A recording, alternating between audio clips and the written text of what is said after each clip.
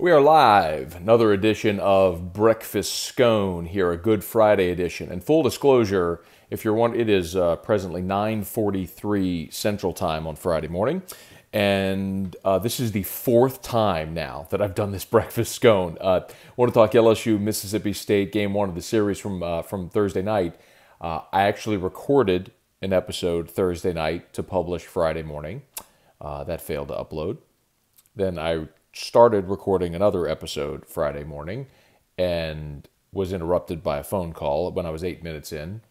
Tried to recorded yet another episode that also failed to upload. So now I'm like, you know what? We're going YouTube Live with it. So this is the fourth time now I've tried to publish Breakfast Scone. So my apologies for being later than I normally am.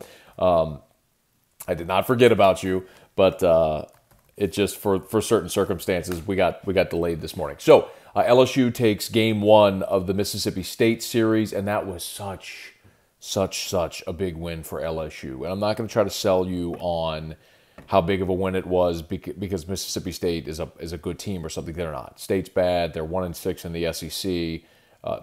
Statistically on offense, there as we've run through it, they're the worst team in the Southeastern Conference. If it's batting average on base percentage, slugging, runs scored, doubles, homers, they're walks, the strikeouts are terrible. State's a bad offensive team.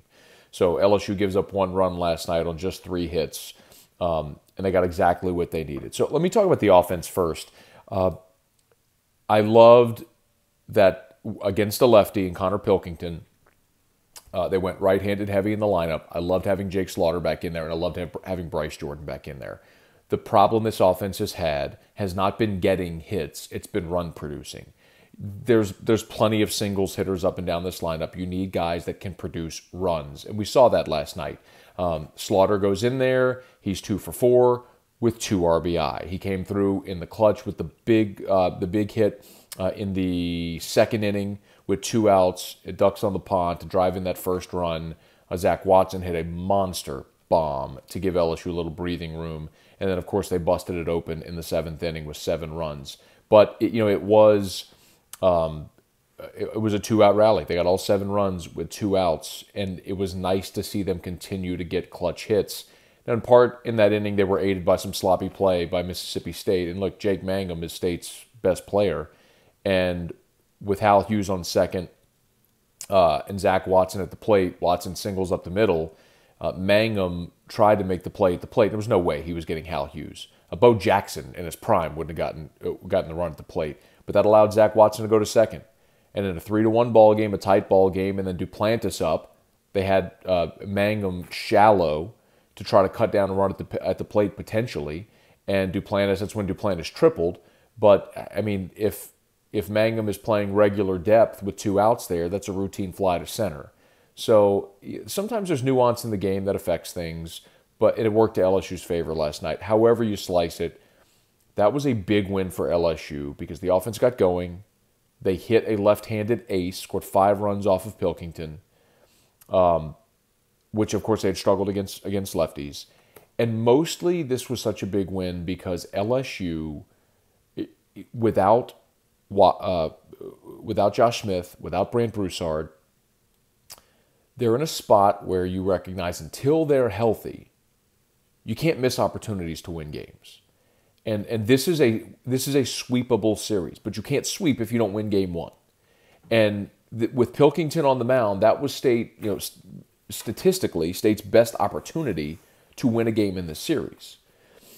So you get that win because you realize, look, next week you're in College Station. And that's going to be a really tough series. The week after that, you're home against Tennessee, and that's a series that you should absolutely win. So until you get healthy, you stockpile wins where you can. And this is one of those opportunities with Mississippi State being a bad team. You're at home. This is a sweepable series. You sweep this series, it makes up for losing the series at Vanderbilt last weekend. Now you're on a level playing field again moving forward. It also helps that you got Arkansas and Ole Miss playing each other in Oxford. Those are the 2 teams that LSU was a game behind in the West standings. Arkansas won game 1 of that series. So however it plays out, you're just hoping that neither team in that series sweeps. You just want them. You need each team to at least win a game in that series.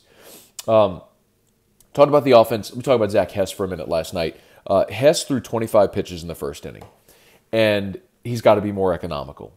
So you look at the final stat line, and he got you into the seventh. He went 6 2/3, 1 run on 3 hits, 10 strikeouts, 4 walks, 104 pitches. It was watching Zack Hess from the second through the seventh was beautiful. Strike one, initiate contact, throw your slider for a strike.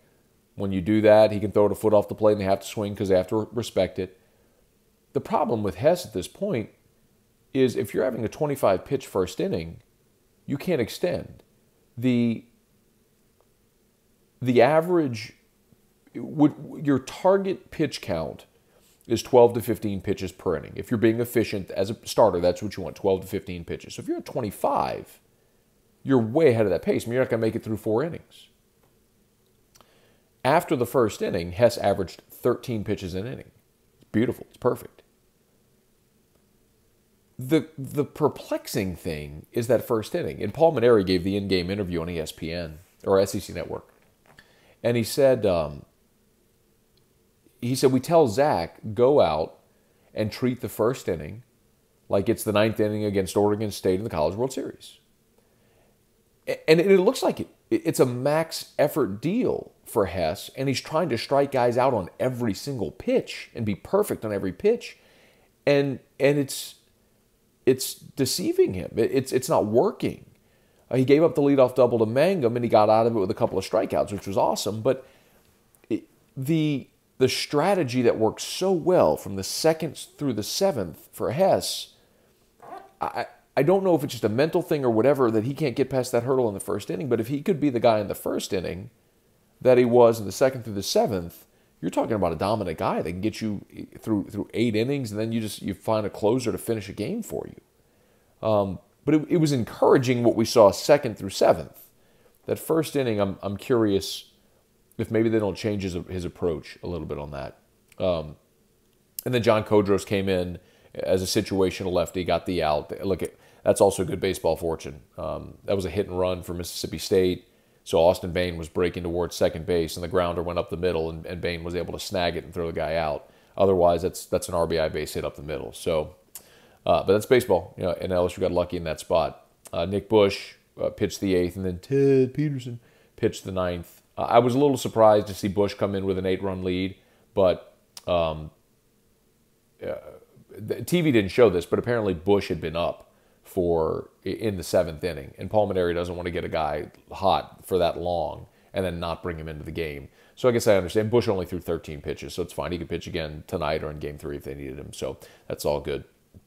So all things considered, a really big spot for LSU to get Game 1, how they did last night, and a great chance to win the series tonight at home with Caleb Gilbert on the mound, and then see on Saturday if Mikhail Hilliard can go be brilliant again against a really struggling offense and Mississippi State and try to get a sweep. So all things considered, Watson was awesome, 3 for 4 with 3 runs scored and 2 RBI.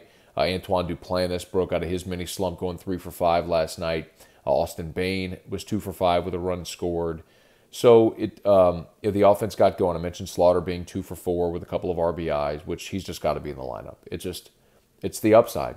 When you're struggling to produce runs, you want guys that are run producers in the lineups, the guys that can give you the doubles or the homers that have that potential. That's not to say they're going to do it every night, but they give you that option within your lineup. So that was good to see. Hey, one other quick note here. Also, please, if you wouldn't mind, subscribe to the YouTube channel. Appreciate that, as always. And hey, Tony Lightfoot watching us. Look at that.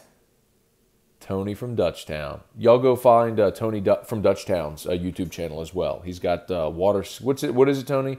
Water skiing, schlibbity bloobity blue, something. I don't know, but go watch. He's got way more subscribers than I do. So I aspire to be like Tony from Dutchtown at this point. Please subscribe if you would. Give me the thumbs up, thumbs down. If you like it, don't like it, whatever. All those metrics help me. So if you could subscribe, share it, however you're watching this. If you're watching it on Facebook, share it, like it, comment. If you're watching if you got the link on Twitter, please retweet it. So there you go, Water Ski Broadcasting Company. Thank you. Go subscribe to Tony's channel as well. And as always, feedback is appreciated. So a lot of the feedback you've given are things that I've implemented here. So I appreciate it very, very much if you would. Help us spread the good word. Pels also back on the floor tonight at Cleveland. It's a big one, but the bigger one is Sunday at home against OKC. Best case scenario, I think, for the Pels is going to be 4 seed hosting the 5 seed Thunder, and winning on Easter at home against the Thunder would be a huge to getting there. I don't know that they're going on the road and beating Cleveland in Cleveland tonight, with LeBron kind of putting his pedal to the floor at this point, vying for seeding there. They're the 3 seed right now in the East, and they're trying to hang on to home court. So I don't know that the Pels win tonight, but they got to win Sunday at home against OKC. But we'll talk much more about that, and we'll be back tomorrow morning, Saturday morning, to recap Game 2 of the LSU-Mississippi State series. So we'll look forward to that. All right, y'all, catch us today on AFR 3 to 6. We are on. Ryan Terrio, we expect to be back from his suspension from last week, so we'll look forward to that. And maybe Josh Smith today. I need to touch base, see if we can make that work. But anyway, lots coming up today on AFR. Appreciate you for tuning in here to Breakfast Scone. Tell a friend. Y'all have a great one.